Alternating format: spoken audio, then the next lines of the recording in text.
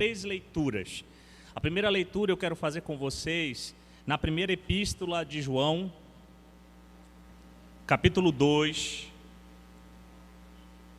versículo 15 ao versículo 17. A primeira epístola de João, capítulo 2, versículo 15 ao 17.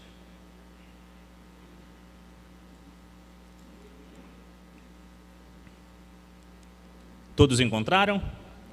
Diz assim: não ameis o mundo, nem o que há no mundo. Se alguém amar o mundo, o amor do Pai não está nele. Pois todo o que há no mundo, a concupiscência da carne, e a concupiscência dos olhos, e a soberba da vida, não é do Pai, mas do mundo. Ora, o mundo passa, e a sua concupiscência, mas aquele que faz a vontade de Deus permanece para sempre.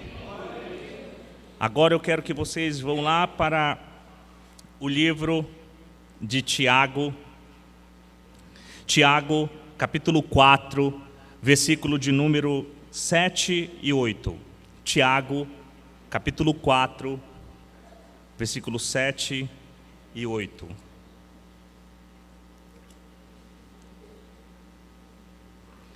Todos encontraram? Diz assim, Tiago, capítulo 4, versículo 7 e 8.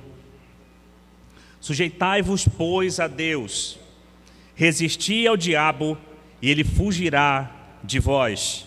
Chegai vós a Deus, e ele se chegará a vós. Levantai as mãos pecadoras, e vos de duplo ânimo purificai os vossos corações. Agora nós vamos lá para Gálatas, capítulo 5, versículo de número 16 ao 18. Gálatas, capítulo 5, versículo 16 ao 18. Diz assim a palavra: digo, porém, andai no Espírito, e não satisfareis a concupiscência da carne, pois a carne deseja o que é contrário ao Espírito, e o Espírito que é contrário à carne. Estes se opõem-se um ao outro, para que não façais o que quereis. Diante dessa leitura, irmãos, eu quero orar com vocês. Eu peço que vocês orem por mim, e eu vou estar orando por vocês para que Deus nos abençoe na exposição de sua palavra. Amém?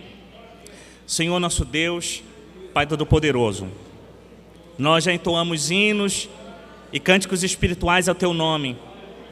E nós somos gratos, Senhor, por estarmos aqui nessa noite, para juntos louvar e engrandecer o Teu nome, Senhor. Se não fosse o Senhor, se não fosse o Senhor que estivesse conosco, os nossos inimigos teriam nos engolidos vivos, Senhor. Mas bendito seja o Senhor, porque o Senhor não nos deu por presa, mas o Senhor nos livrou do Lázaro do passarinheiro, e hoje nós somos livres, e nós queremos Te louvar e Te engrandecer, Senhor, por estarmos aqui. Abençoa a Tua igreja, abençoa-nos, Senhor, nessa noite, e que o Senhor nos admoeste por meio da Tua palavra. É o que nós, Senhor, Te pedimos nessa noite, para a honra e glória do Teu nome, Senhor. Em nome do Senhor Jesus Cristo. Amém e amém, Senhor. Amém. Glória a Deus. Glória a Deus. Aleluia. Estamos em guerra. E de fato, irmãos, nós estamos em guerra diariamente. Diariamente nós estamos em guerra. O exato momento que você nasceu, não mais agora da carne, mas do Espírito, agora que você, na vez que você tomou a decisão de aceitar a Jesus como teu Senhor e Salvador da tua vida, você foi alistado ao exército de Deus, e agora você entra em uma guerra. Quando você tomou a decisão por Cristo Jesus, você entrou em uma guerra. E nós, como filhos de Deus, lutamos diariamente com um inimigo ou com inimigos que não nos dão trégua. O reverendo Hernandes Dias Lopes disse certa ocasião: a vida cristã não é um parque de diversões, nem uma colônia de férias, mas não vivemos em uma redoma de vidro, nem numa estufa espiritual. Ao contrário, vivemos no campo minado pelo inimigo, uma arena de lutas renhidas, de combates sem tréguas. Nós estamos em uma grande guerra, uma guerra entre o bem e o mal.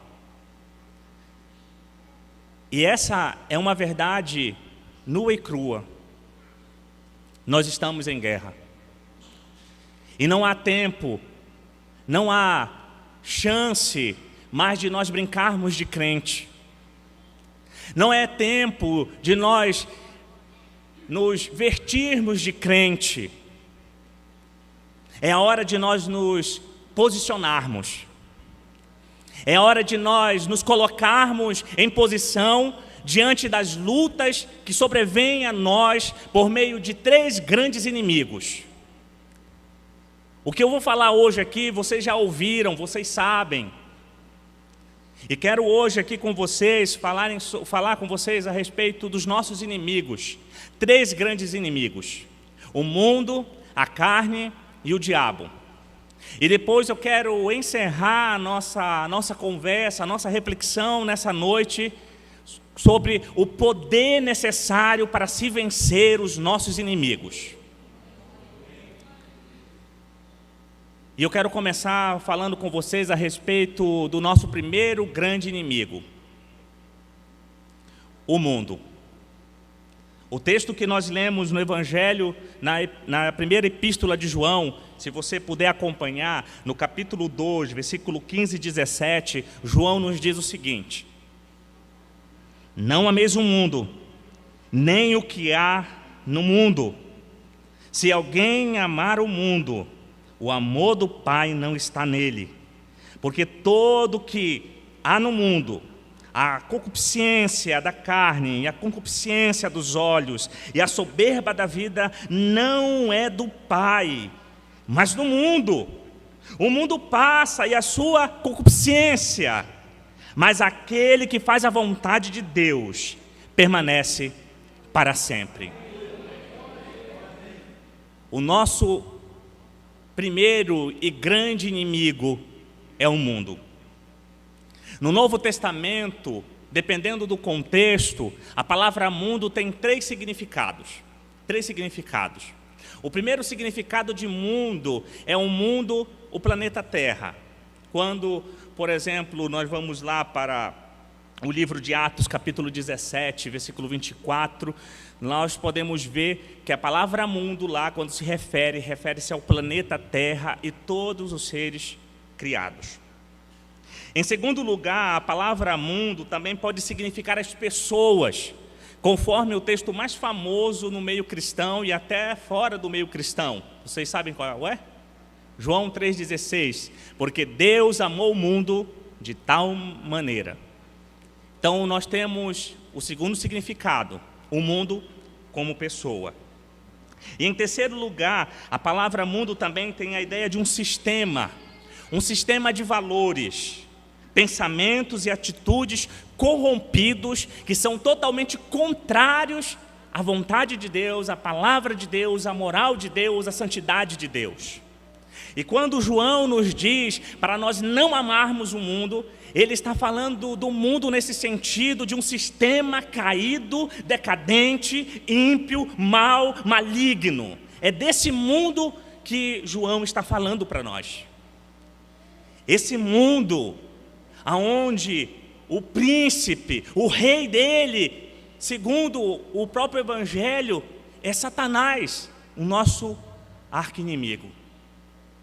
Esse sistema, esse mundo é totalmente controlado e governado por essas pautas por essas ideologias que são totalmente contrárias ao Evangelho de Deus. Por exemplo, quando nós vamos para a epístola de Tiago, no capítulo 4, versículo 4, Tiago nos diz o seguinte: infiéis, ele fala, não compreendeis que a amizade do mundo é inimiga de Deus? Ele diz para nós: aquele, pois, que quiser ser amigo do mundo, constitui-se inimigo de Deus. E esse mundo, irmãos, falando desse sistema iníquo, aonde o próprio João nos diz que o espírito do anticristo já atua, ele nos seduz. Ele nos seduz. Assim como o mundo, ele se utiliza da nossa natureza pecaminosa, que vai ser o outro inimigo que nós vamos falar, juntamente com o príncipe desse século, para tentar nos bombardear, para tentar nos destruir. Nós somos todos os dias, e nós somos colocados todos os dias, bombardeados todos os dias, por meio das redes sociais, por meio de séries na TV. Há uma cultura decadente, há uma cultura onde a moral que parte de Deus, ela é blasfemada. Nós vivemos em uma sociedade, em um mundo decadente, em um mundo onde os princípios morais do Evangelho são ridicularizados, aonde a imoralidade é aplaudida, aonde a vida de santidade em Deus é uma piada para aqueles que não servem a Deus. Quando um jovem da igreja, quando um rapaz ou uma moça da igreja chega diante de uma conversa com colegas na escola ou na universidade e diz sobre a sua fé e fala a respeito de sua santidade: não, eu não tenho relação sexual com o meu namorado, eu vou esperar o casamento para isso. Essas pessoas são ridicularizadas. Negócio de casamento, sexo depois do casamento. Quem sofre muito com isso são os meninos, os rapazes. Porque se o rapaz chega com um grupo de amigos e diz que ainda não teve relação sexual, porque ele está esperando em Deus uma esposa, uma companheira, uma auxiliadora, ele é chamado de todos os nomes que vocês podem imaginar. Esse mundo, essa sociedade, ela é constituída por algumas marcas. A primeira, o materialismo. Nesse mundo, o importante é ter do que ser. Se você tem muito, você pode estar com a tua vida toda esculhambada, mas se você tiver muito, você é aplaudido, você encontra amigos, você encontra oportunidades, porque o ter é melhor do que ser. Nós também temos o pessimismo.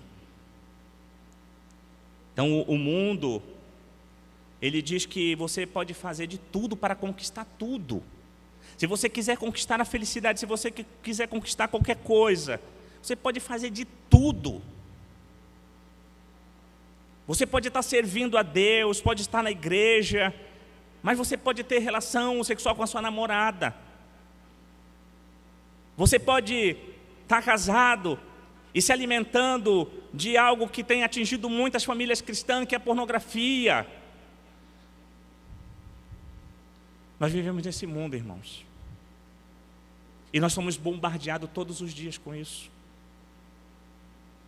Você entra nas redes sociais, nós somos expostos a pornografias, tanto leves como pesadas.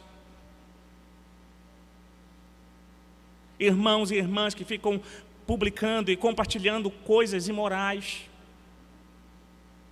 E nós nos deixamos levar por esse sistema. Nós nos deixamos ser iludidos pelo mundo, seduzidos pelo mundo, pelas marras do mundo. e também um relativismo moral. No mundo, cada pessoa age conforme a sua opinião. Não existe verdade absoluta. Se você acredita em Deus, problema teu, eu não acredito em Deus. Se você acha que você deve viver uma vida de santidade e te resguardar para o teu casamento, problema teu. Meu corpo, minhas regras.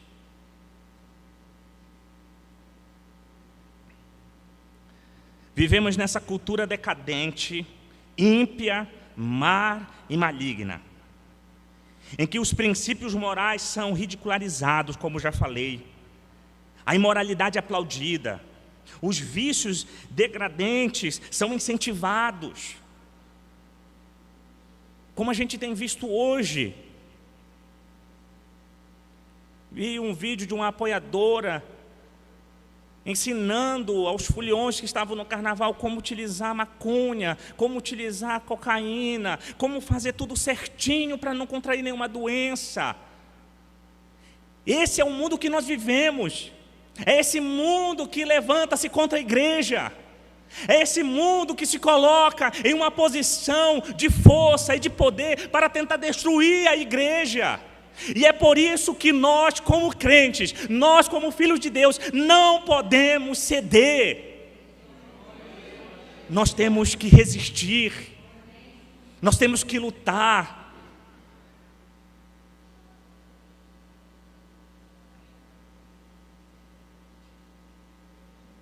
E quem está por trás de tudo isso?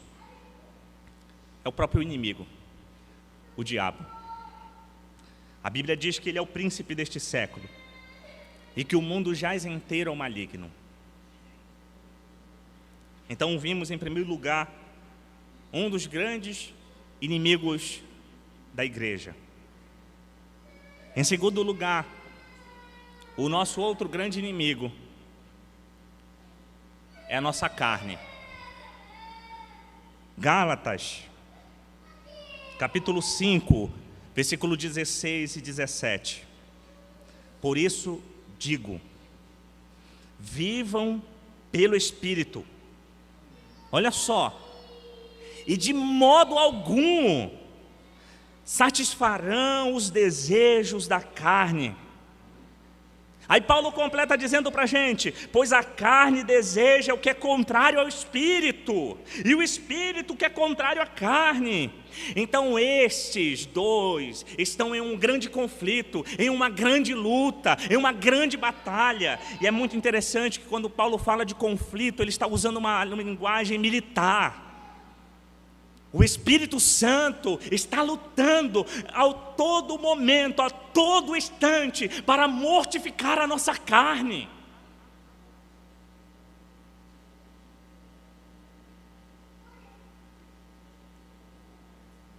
E quando Paulo fala sobre carne aqui, ele está falando sobre a nossa natureza caída, sobre a nossa natureza corrompida. Por muito tempo as pessoas achavam que quando Paulo estava falando sobre a carne, ele estava falando sobre o nosso corpo. E aí tinham irmãos e irmãs que então não cuidavam do seu corpo, ou então fragilavam o seu corpo. Mas nós sabemos, segundo Paulo, os Romanos, que o nosso corpo é templo do Espírito. Ele pede para que a gente cuide do nosso corpo. Mas quando Paulo está falando sobre carne aqui, ele está falando da nossa natureza pecaminosa.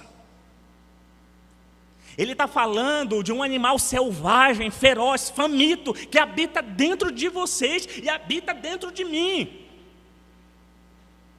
E esse animal feroz, ele luta contra o espírito também que habita dentro de nós, para nos tentar tirar do rumo da santidade.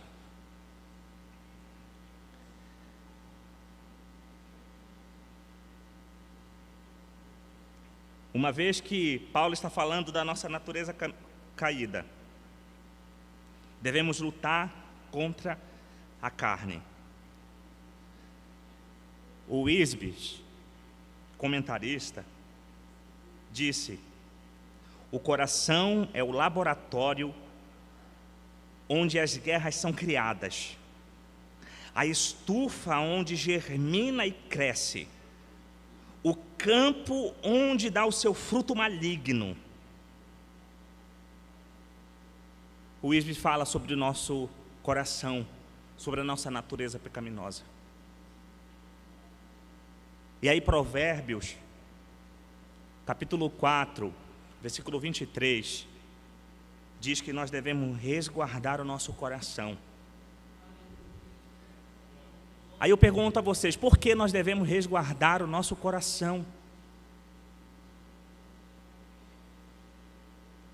Porque é do coração, é desse laboratório, dessa estufa, que é criado tudo que é mal, tudo que é maligno.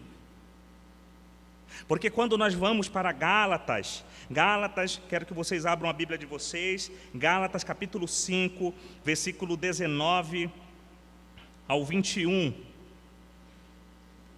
As obras da carne são conhecidas, as quais são a prostituição, a impureza, a lascívia, a idolatria, a feitiçaria, a inimizade, porfias, ciúmes, iras, pelejas, dissensões, facções, inveja, bebedice, orgias e coisas semelhantes a esta, acerca das quais vos declaro, como já antes vos previ, que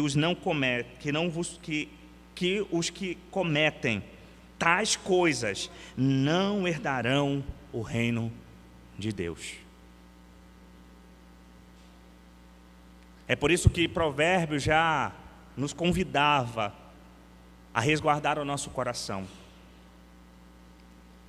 porque é de lá que germina tudo, irmãos. Vamos lá para Marcos.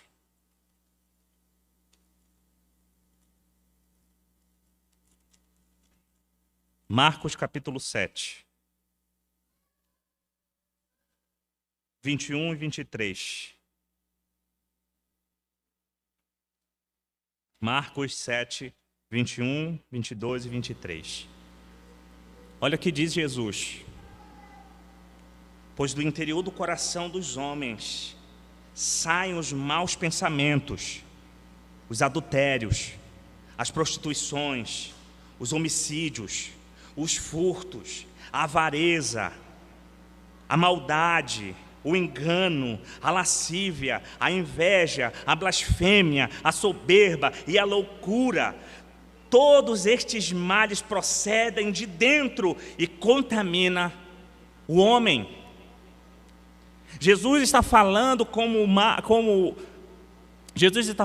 Paulo em Gálatas, que nós, como igreja, uma vez que tomamos a decisão por Jesus, uma vez que Cristo Jesus habitou dentro de nós, o Espírito Santo veio dentro de nós, deu um grande golpe na nossa carne, mas a carne ainda prevalece, a carne ainda está aqui. O leão, o animal feroz ainda está dentro do Rogério, ainda está dentro de você. É por isso que Paulo diz que quem pratica tais coisas, ou Jesus diz que tais coisas saem do nosso coração, isso que contamina a gente, é isso que tira de nós a santidade, é isso que tira de nós o direito do reino dos céus, segundo Paulo aos Gálatas.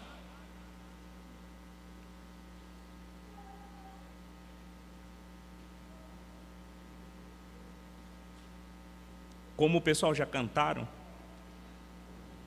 Paulo lá em Romanos capítulo 7, versículo 18 e 19 diz assim: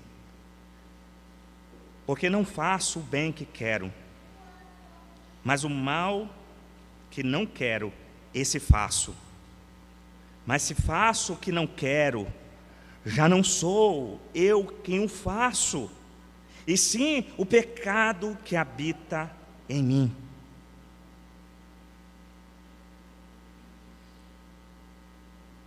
Você sabe que quando eu estou falando que uma vez que você tomou a decisão por Jesus e o Espírito Santo passou a habitar dentro de você, a sua natureza pecaminosa ainda se encontra aí.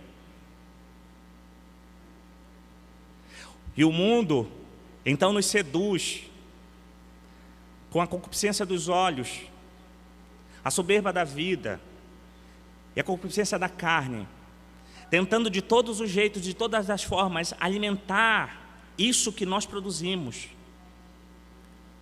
É por isso que nós vimos na leitura que o irmão Wagner fez aqui em Efésios capítulo 6, é necessário vigilância. É necessário vigilância por parte de nós. O sistema iníquo está aí. O espírito do anticristo já está atuando. E ele tenta de todas as formas nos seduzir e nos colocar em uma posição em que o nosso coração produza tudo isso que Paulo disse e o que o próprio Senhor disse.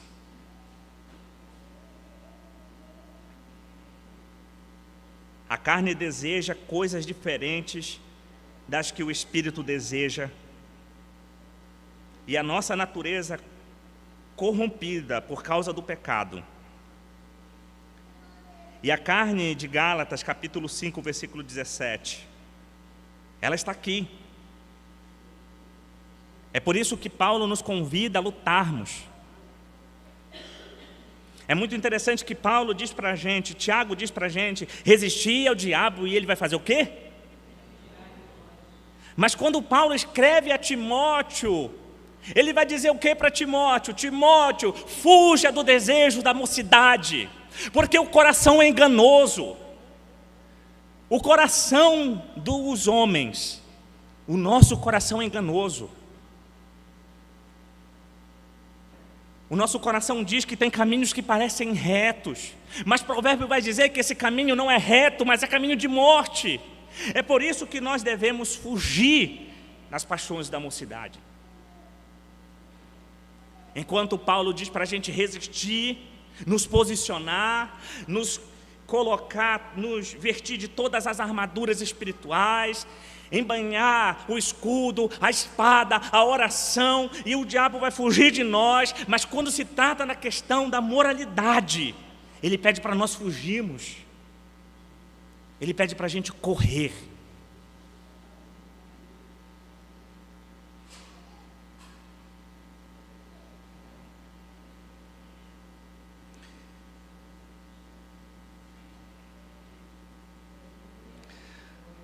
O nosso terceiro inimigo é o diabo. Nós temos o sistema, o mundo, vimos, um sistema que é controlado e dominado por esse terceiro inimigo. Nós temos aqui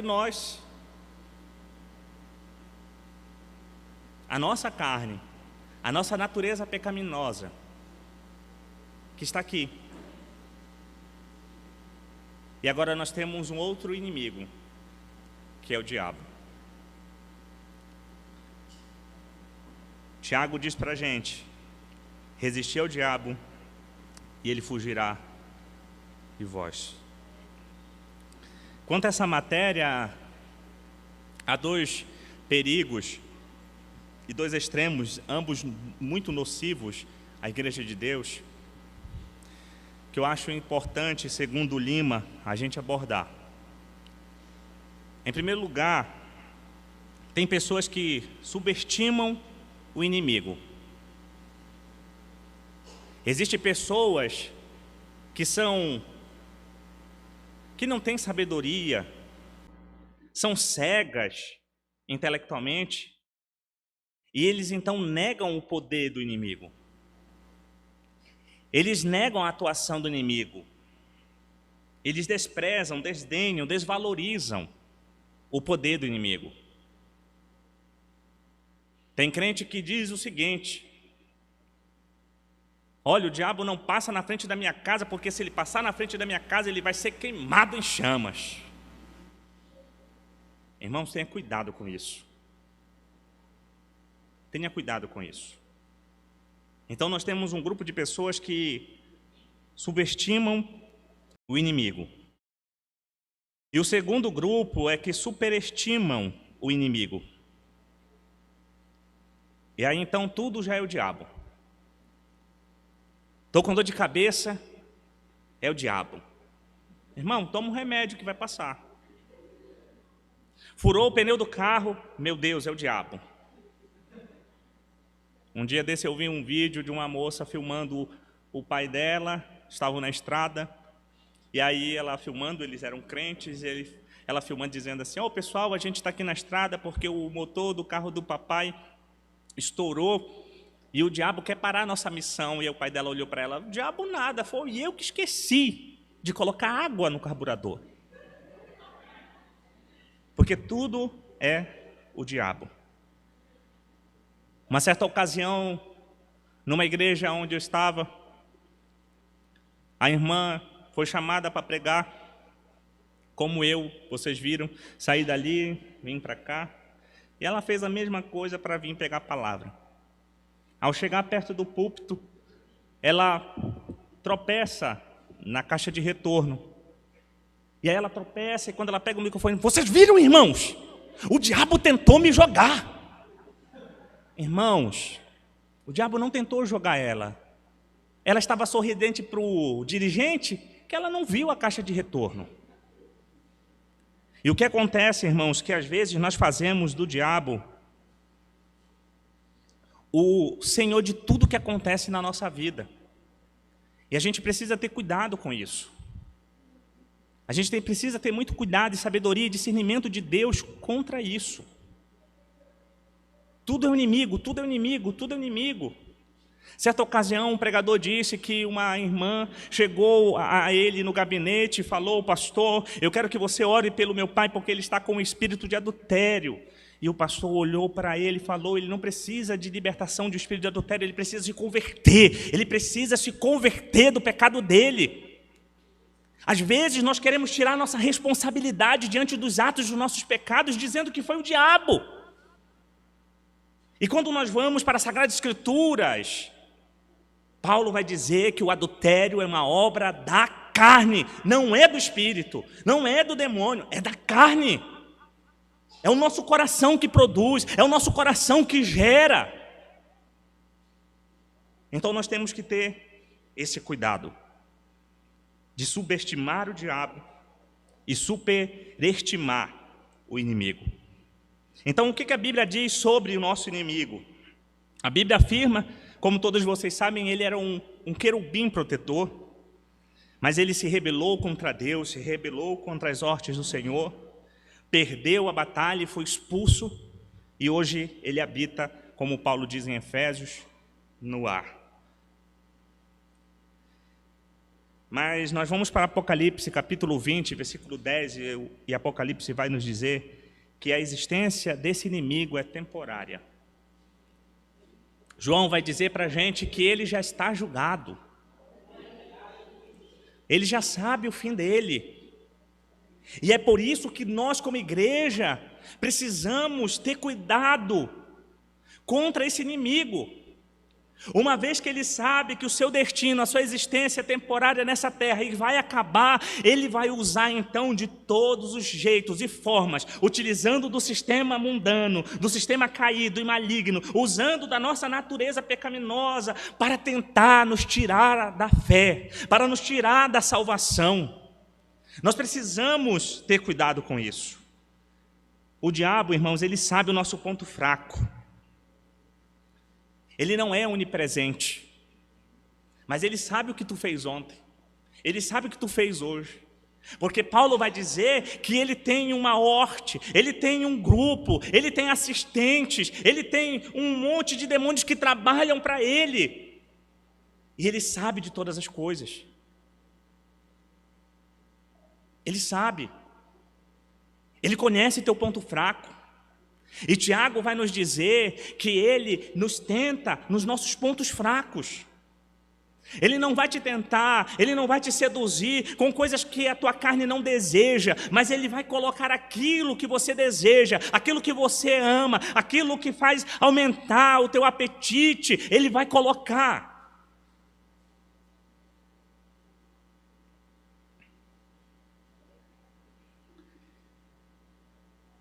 Ele tem uma fábrica de tentações, e tentações personalizadas.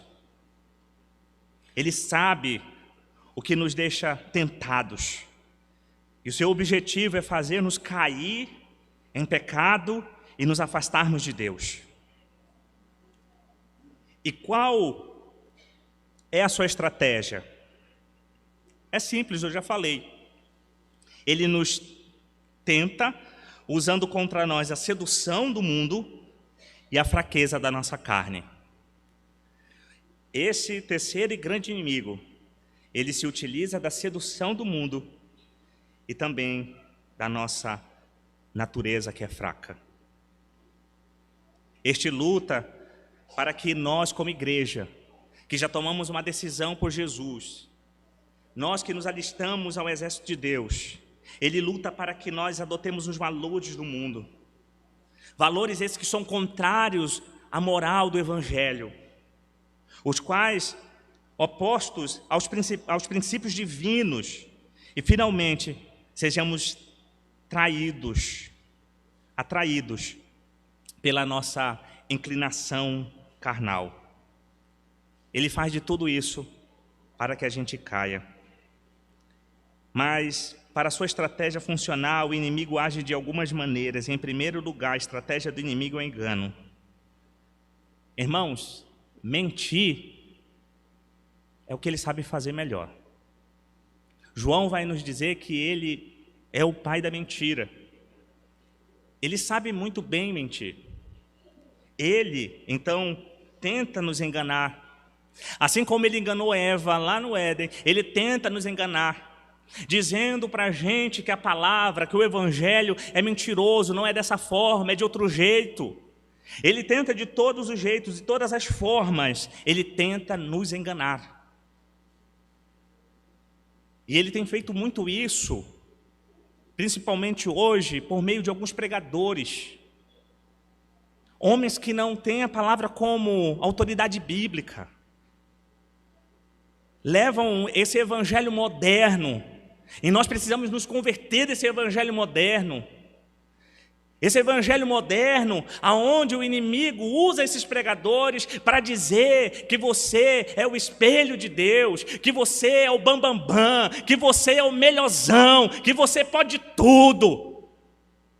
Esse evangelho moderno, podre, que é ensinado por muitos pregadores utilizados pelo inimigo. E uma outra estratégia do inimigo é a astúcia. Em outras palavras, o diabo pinta o pecado com cores virtuosas. O inimigo, então, ele é astuto. Ele tenta, por meio da mentira, nos enganar, nos corromper.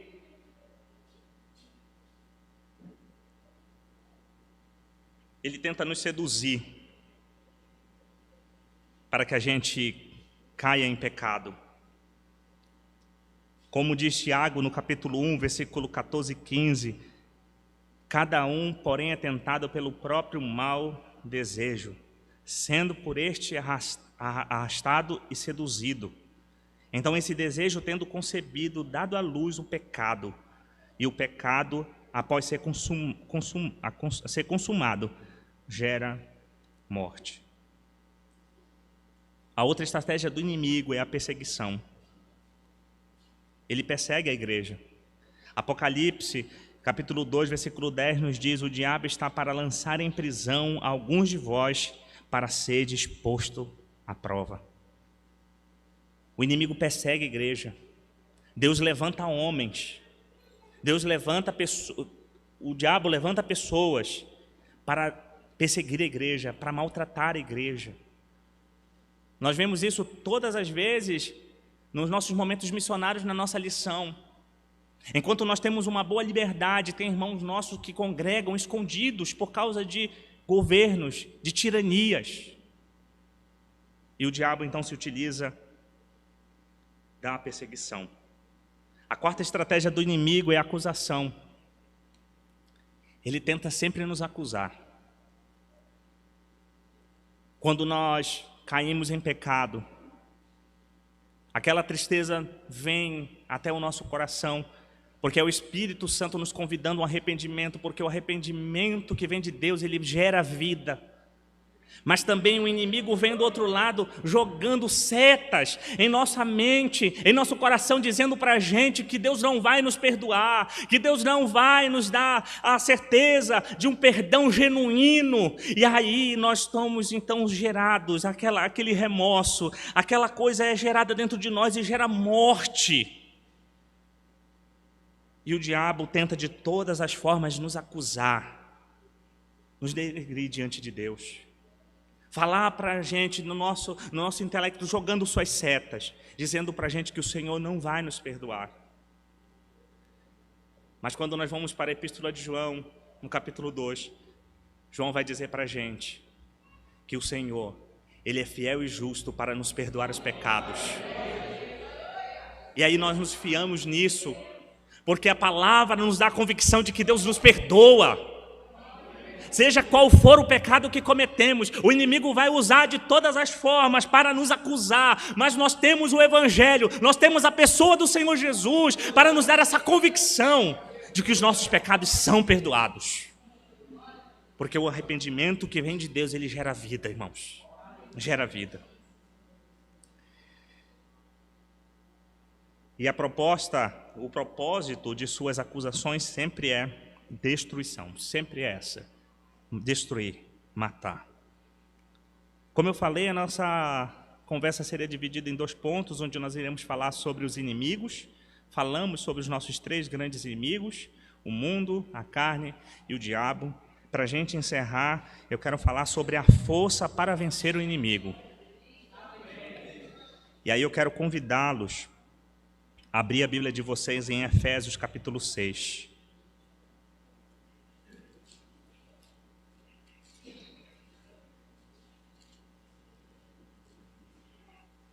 Que foi a leitura que o irmão Wagner fez.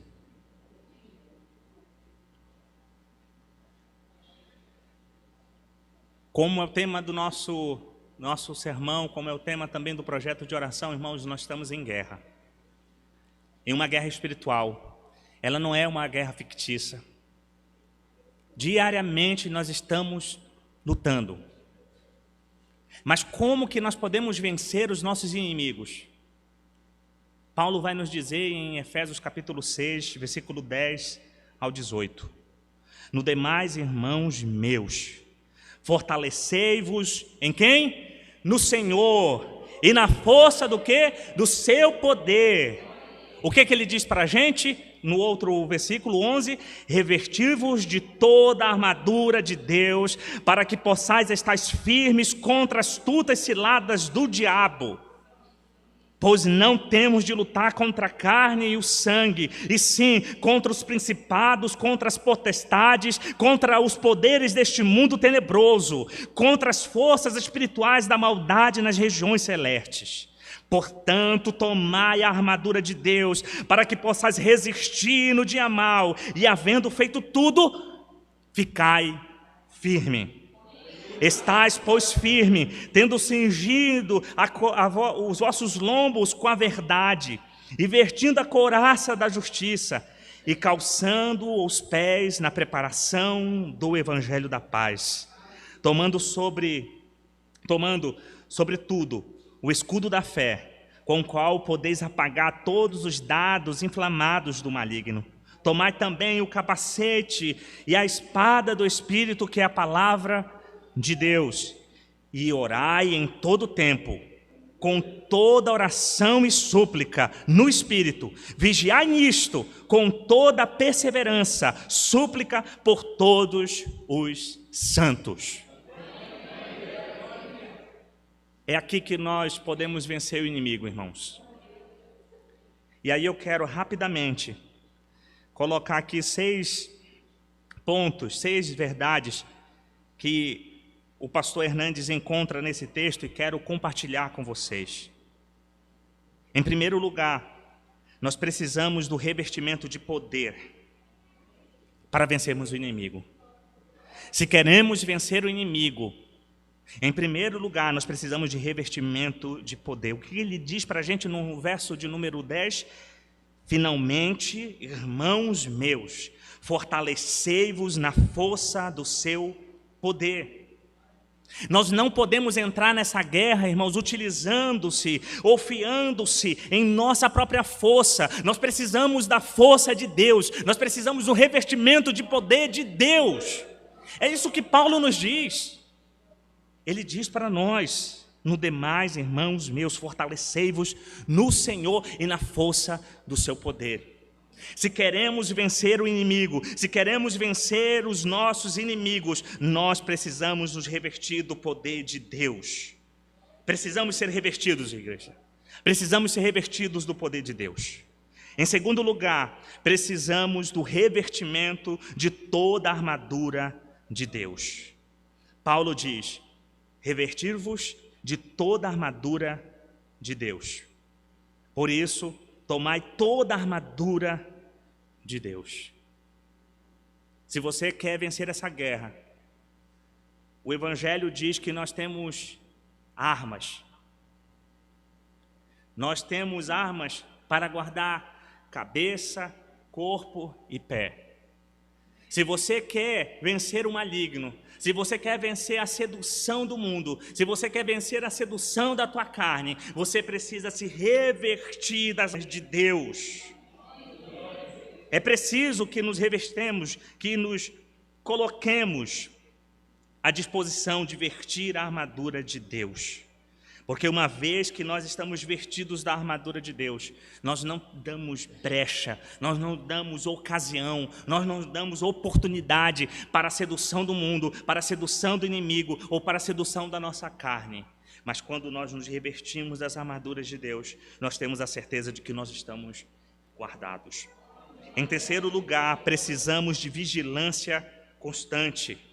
Ficai firmes contra as ciladas do diabo.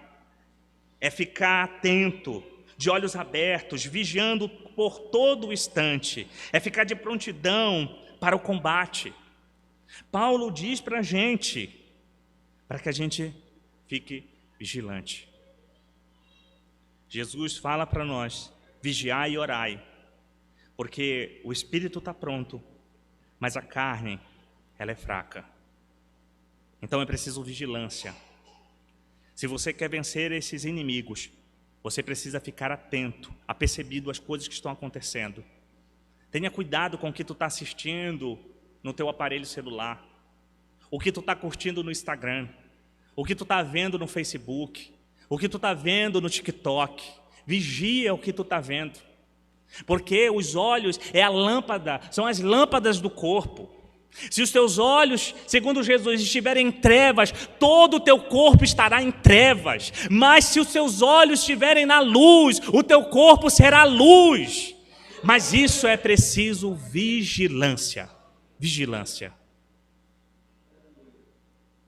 Em quarto lugar, precisamos estar apostos e não ceder às pressões. Portanto, tomai a armadura de Deus, para que possais resistir no dia mau, havendo feito tudo, permanecer. Não é para baixar a guarda, irmão. O mundo com as suas seduções, o diabo com as suas seduções, a tua carne com as tuas seduções, elas vão vir com muita força. Mas se você tiver com as armaduras de Deus, revestido das armaduras do Senhor, revestido do poder do Senhor, revestido da vigilância, você vai resistir. Mas se você achar que acabou a guerra e tirar tudo, você vai cair. Paulo está dizendo: olha, vai vir foguetes, mais setas e mais setas. Mas resista, resista. Você vai vencer. E depois de vencer, fique mais firme ainda, porque o inimigo, irmãos, não dá trégua. Lembram a ocasião quando Jesus é tentado no deserto? Jesus foi tentado 40 dias e 40 noites. E quando chegou no final da tentação, o evangelista Lucas, se eu não estou enganado, e se eu estiver errado, depois vocês ajeitam lá na internet, que diz o seguinte, que tendo deixado por um pouco de tempo, os anjos vêm, acolhem Jesus. E Lucas diz para a gente que ele deixa Jesus por um tempo. Provavelmente o diabo veio e tentou Jesus em outras ocasiões que o Evangelho não diz. E é isso que Paulo está dizendo. O diabo vem, depois ele dá uma paradinha para dizer para ti, sabe o quê? Que agora tá legal. Eu vou agora tirando aqui o capacete, vou jogando a espada para ali, a palavra, o joelho vai voltar a ficar lisinho, bonitinho. Aí quando tu faz isso, é a hora e o momento que o diabo vem, irmão. Então, havendo feito tudo, ficai firme. Em quinto e último lugar, precisamos continuar atentos, mesmo depois, já falei o quinto, quer dizer. Então, já falei o quinto aqui. Estou repetindo de novo. O sexto. Mas é o quinto. São 5 verdades que o Hernandes nos diz aqui. Então, como eu já falei, precisamos continuar atentos, mesmo depois de uma vitória consagradora. Permaneçam firmes, irmãos. É dessa forma, irmãos, que nós vamos vencer o inimigo. Lembre-se que não tem só o inimigo, Satanás, o diabo, mas você tem você mesmo, a sua natureza. Você tem o mundo, o sistema iníquo, para tentar tirar a tua salvação, para tirar você do caminho da santidade. E para a gente encerrar, eu me lembro agora de um texto de Romanos capítulo 8. Romanos capítulo 8, versículo 26. Que o apóstolo Paulo diz para a gente: semelhantemente, o Espírito nos ajuda em nossas fraquezas. Eu acho muito bonita essa palavra assistir ou ajudar, que pode estar na tua tradução. É uma palavra muito longa no grego. Mas a ideia da palavra é que quando você está no mais profundo do poço, por causa de um pecado que você cometeu, você está lá no fundo do poço, em fraqueza, em derrota. Quando tu clama ao Espírito Santo, ele sai de onde ele está, ele corre lá, ele entra lá dentro daquele poço, daquele túnel, ele vai lá dentro, aonde você estiver, ele vai lá, no mais profundo do teu íntimo, ele vai lá dentro, e aí ele te toma pela tua mão. Aí ele diz assim para ti: Rogério, tá difícil, é complicado, mas segura na minha mão, porque nós vamos juntos. O Espírito Santo, nesse exato momento, ele toma a carga que você não consegue carregar, ele coloca sobre ele e diz: vambora, Rogério, vambora, igreja, a gente vai conseguir vencer. O Espírito Santo, irmãos, ele é um grande ajudador. E é por isso que nós precisamos das armaduras espirituais. É por isso que nós precisamos embanhar a espada, que é a Bíblia, a palavra de Deus.